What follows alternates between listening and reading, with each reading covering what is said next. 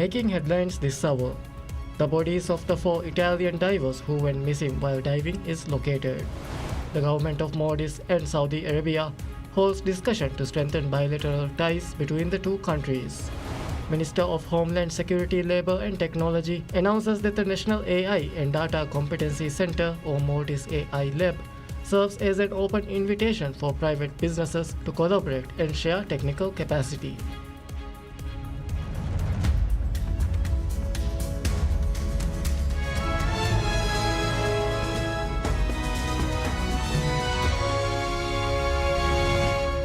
Bismillahirrahmanirrahim. Assalamu alaikum and welcome to PSM News in English with me, Idham Naim.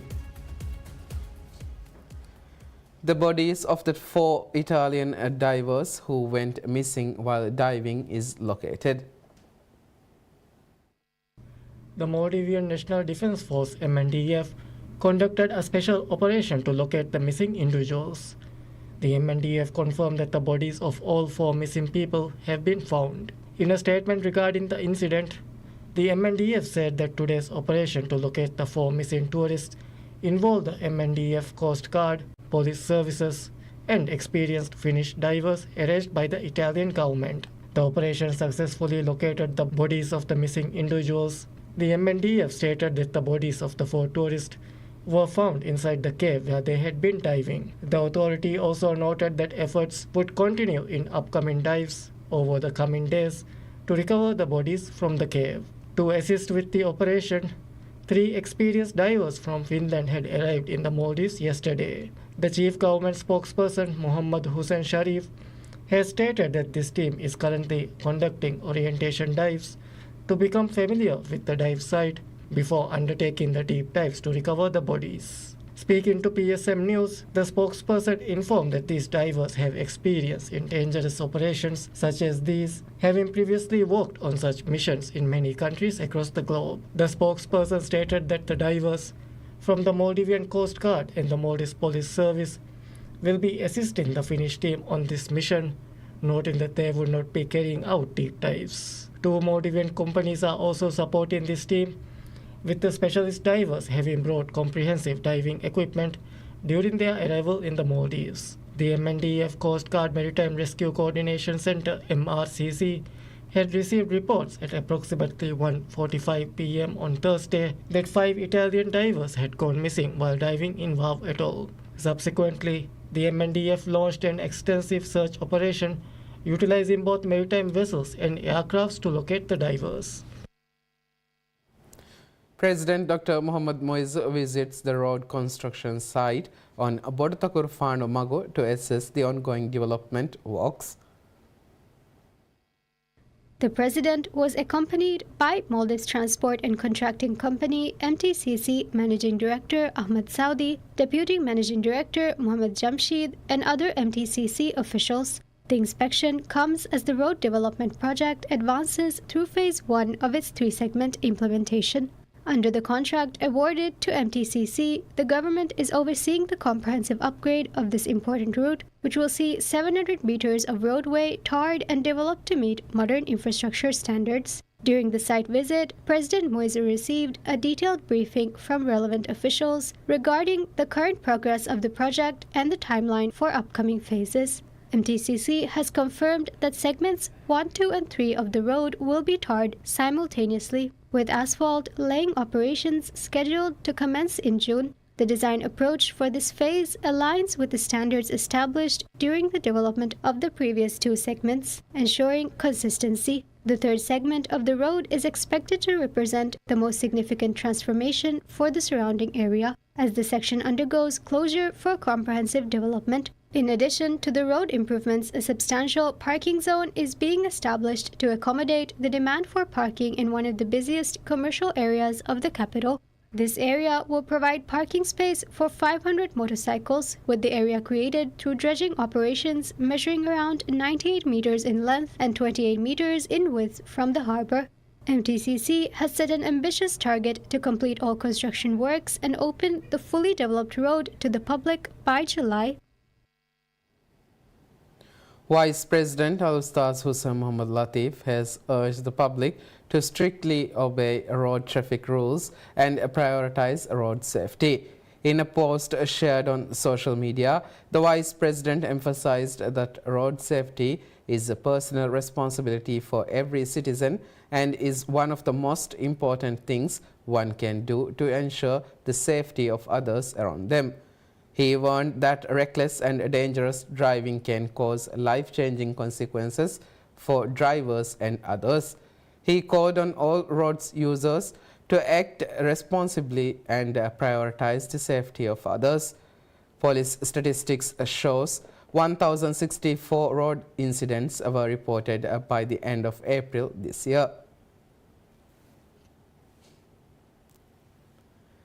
The Central Bank Maldives Monetary Authority MMA announces that banks will be opened on 28th May during the upcoming Eid al-Adha holidays. This year, 24 to 30th May have been declared as government holidays on the occasion of Eid al-Adha. However, banking services will operate on 28th May from 8:30 a.m. to 2 p.m. according to MMA.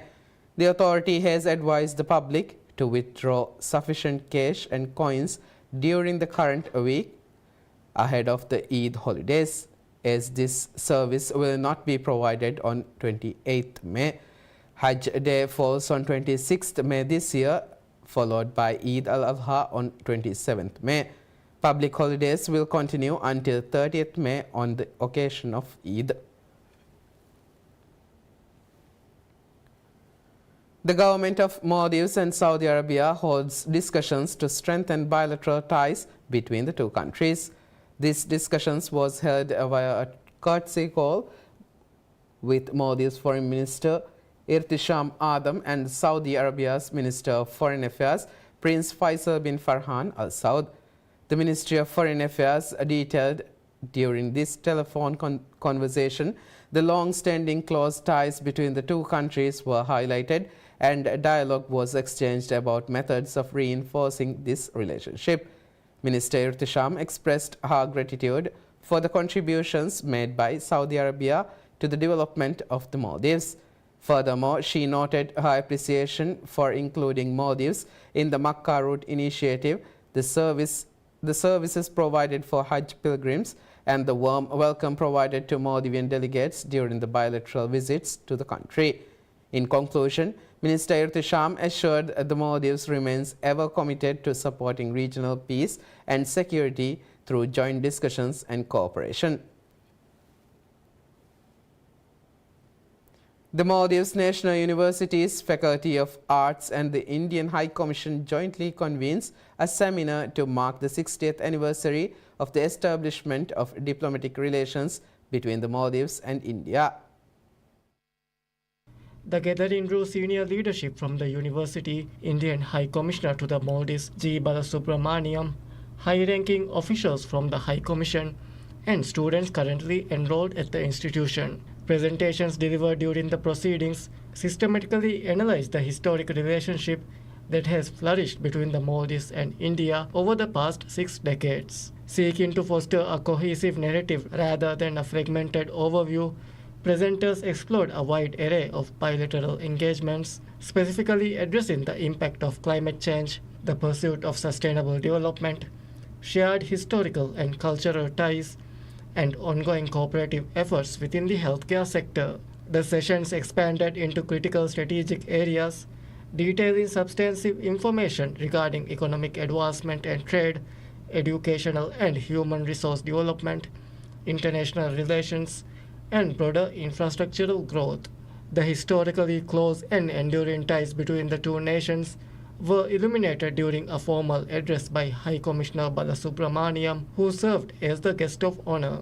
Reaffirming the core purpose of the gathering, the event stood as a deliberate commemoration of the profound 60-year partnership that has defined the diplomatic corridor between the Maldives and India. Ali Ihsan, the Minister of Homeland Security, Labour and Technology, announces that the National AI and Data Competency Center, or Maldives AI Lab, serves as an open invitation for private businesses to collaborate and share technical capacity. The center is a critical component of President Dr. Mohammad Muiz's Modi's 2.0 vision for national digitalization, underscoring a commitment to developing state capacity for economic transformation. The Modis must transcend being a mere consumer of technology to become a nation capable of providing services that prioritize national interest, Minister Ihsan said, noting that the government is actively drafting legislation to build secure digital infrastructure rather than operating as a nominal center for specific technology products. The lab will refine institutional decision making and strengthen public services. The state will provide governance frameworks and public accountability, Minister Ihsan continued, while industries will supply engineering capacity and operational speed. Systematically introducing artificial intelligence solutions required by government agencies is the primary mandate of the center, which aims to cultivate local specialists rather than relying on foreign experts. Mohammad Sharif, the Chief Executive Officer and Managing Director of the Bank of Maldives, announced at the inauguration of CoLab 26, a joint venture with MindCo, held as part of the ceremony, that the objective is to harness innovation for national development. Sharif described technology as a vital force for economic inclusion. He stated that the center is designed to facilitate learning and experimentation to help the nation familiarize itself with emerging technologies. In the approaching days, industry experts will deliver insight on transformations across critical sectors, while activities like the CoLab 26 Hackathon will provide a platform for practical solutions to national challenges. The national carrier Maldivian and the Visit Maldives Corporation launches a joint promotional campaign to capture a larger share of the Australian tourism market, aligning with airline projections that newly established direct flights will draw 11,000 annual visitors from the country. The promotional drive, held from 16th to 17th May at the Luxury Escapes Live 2026 exhibition, sought to solidify the nation's standing as a premier luxury and honeymoon destination. According to the airline, the upcoming 11-hour Melbourne-Marle flights, debuting on the 19th of May, will operate weekly, departing the Maldives on Sundays and returning on Tuesdays. Ahmad Ramiz, financial controller for Maldivian, said on the PSM News program Raja Miyadu that Melbourne was selected following extensive research because Australia remains a top source market. Demand has proven exceptionally robust, with flights at 50% capacity through November. The initial 3 scheduled flights have already reached 100% capacity, Ramiz noted, adding that each aircraft will arrive fully booked with 264 passengers, bringing approximately 700 individuals on those flights. He projected that sustaining this momentum would bring 11,000 total arrivals annually, increasing resort occupancy and expanding government tax revenue through additional income. To capitalize on this growth, the Visit Maldives Corporation signed a Memorandum of Understanding with Luxury Escapes on the 16th of May at its Melbourne head office to jointly market the destination and deepen industry ties. Representatives also held direct talks with Adam Schwab, Chief Executive Officer of Luxury Escapes, and managed a Discover Maldives stall at the exhibition to provide prospective travelers with promotional offers and comprehensive accommodation details.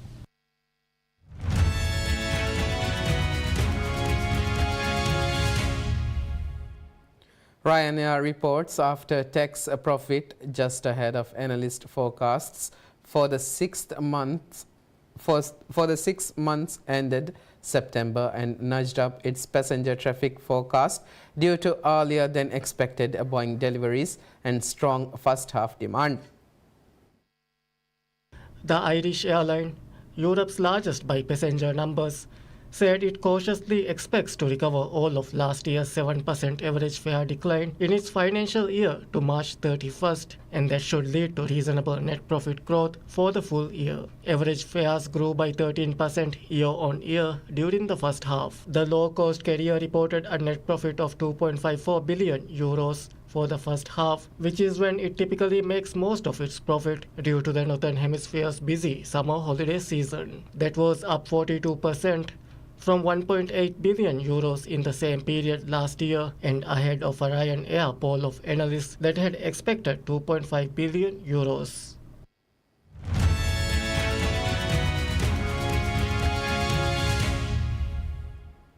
Ukrainian officials says Russia launched drones in Ukraine's city of Odessa in the south, injuring 2 people. Night footage released by the Odyssey City Council via messaging app Telegram showed emergency responders spraying water at damaged residential buildings following a Russian drone attack on the Ukrainian port city of Odessa.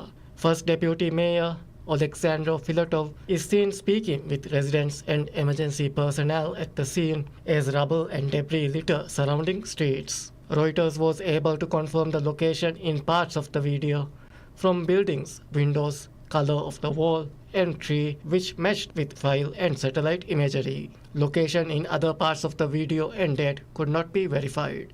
Drones hit residential buildings, a school, and a kindergarten in the major Black Sea export port of Odessa, the head of the local military administration said on Telegram. He added, an 11-year-old boy and a 59-year-old man were injured in the attack. Ukrainian officials said the attack on Odessa was part of a wider assault in which Russia launched drones, airstrikes, and shellings on Ukraine overnight, targeting cities such as Dnipro in the southeast and the Zaporizhzhia and Kherson regions, killing 1 person and injuring more than 30.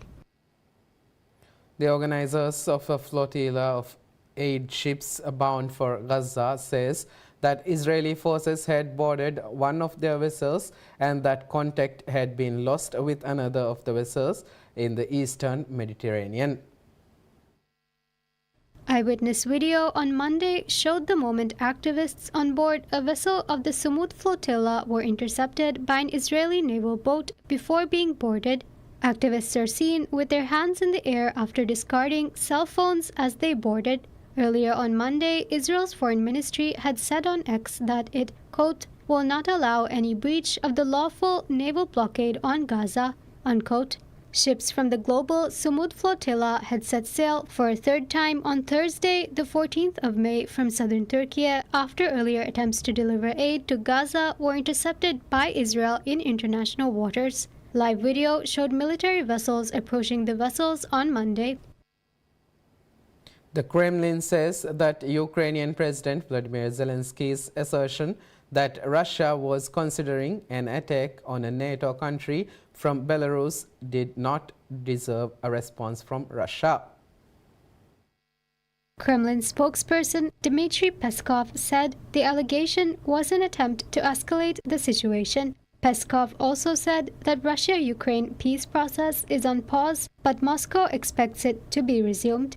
Peskov was commenting on remarks by U.S. President Donald Trump that deadly Russian strikes on Ukraine could set back peace efforts. Trump suggested to reporters on Friday that a Russian missile strike on a Kyiv apartment that killed 24 people, including 3 children, had delayed efforts to reach peace in the 4-year conflict. Peskov said attention should be paid to ongoing strikes by Ukraine on civilian targets in Russia. Moscow faced its biggest drone attack in over a year at the weekend, with at least 3 people killed in the wider region around the capital.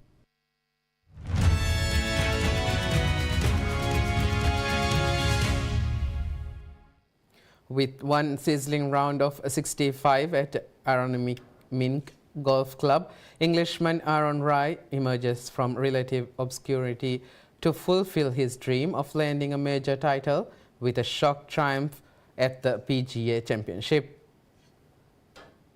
The 31-year-old started his 13th major as a 300-1 outsider and Sunday's final round as one of 43 players, some of them household names, within 5 shots of the lead. Rai kept his composure when it mattered, however, and picked up 4 birdies on the back 9, including one at the 17th on the back of a monster 68-foot putt to become the first Englishman in 107 years to claim the Wanamaker Trophy. Rai paid tribute to his wife, Indian professional Gorika Bishnoi, and his father, who was behind his habit of wearing two gloves and putting ahead covers on his irons as a reminder of how precious his cables were when he was growing up. Wasn't actually aware of it until yesterday. I think in this room yesterday it was mentioned, which was the first of my knowledge. But yeah, extremely proud. There's a lot of incredible and historic English players over those 100 years who have gone on to achieve incredible things and had phenomenal careers. But to win this event and to be a person that's the first one to have won it in such a long time from England is an amazing thing and something to be extremely proud of. Hard work and diligence were the other words being bandied about by his fellow players on Sunday when they were asked to describe the world number 44. Jim Barnes, who won the Wanamaker Trophy in 1916 and again 3 years later, was the only Englishman in the long history of the tournament to win the PGA Championship.